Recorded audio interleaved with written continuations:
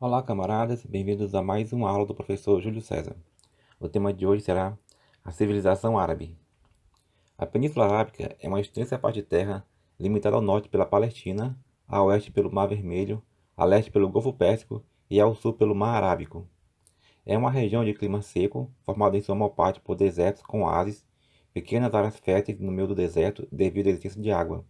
Essa região era habitada por povos semitas. Muitos eram beduínos, nômades, criadores de camelos, carneiros e cabras.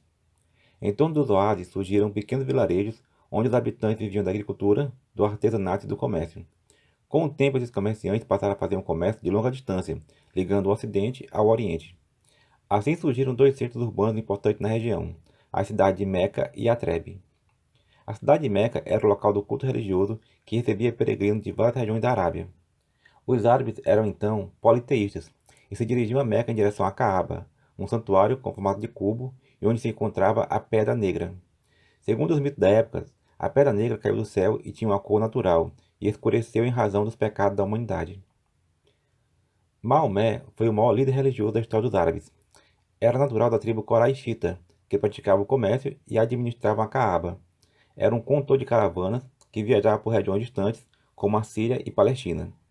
Teve contato com duas religiões monoteístas, o judaísmo e o cristianismo. Segundo a tradição, aos 40 anos, Maomé teve um encontro com um anjo que o convocou a tornar-se mensageiro de Deus. Maomé passou a defender a existência de um único Deus, Alá. Seus seguidores foram chamados de muçulmanos, que significa submetidos a Deus. A sua pregação desagradou os comerciantes coraixitas, que lucravam com o comércio do culto sagrado em torno da Caaba. Maomé teve de sair de Meca e residir em Yatreb, que passou a se chamar Medina, cidade do profeta. Essa saída de Maomé de Meca para Medina é chamada de Hégira. A Hégira ocorreu no ano de 622 e marca o início do calendário muçulmano. No ano de 630, Maomé e seus seguidores marcharam para Meca e destruíram os deuses pagãos e destinaram a Caaba para o culto monoteísta para lá. Foi o nascimento do Islã, que significa submissão total a Deus. Era o início de uma nova religião monoteísta de base abraâmica, ou seja, que vem de Abraão. Os árabes uniram-se num estado teocrático, onde o governante é considerado um representante de Deus na terra. Maomé morreu em 632 e foi sucedido por Abu Bakr. Os ensinamentos de Maomé foram organizados no Corão, que tornou-se o livro sagrado dos muçulmanos. Pilares do islamismo: acreditar em um único Deus, Alá, e seguir os ensinamentos de seu profeta, Maomé. Orar 5 vezes ao dia com o rosto voltado para Meca. Ajudar os necessitados. Jejuar durante 30 dias no Ramadã, mês do jejum. Ir a Meca pelo menos uma vez na vida. Xiitas e sunitas. Os sucessores de Maomé eram chamados de califas. Os 4 primeiros califas eram parentes de Maomé.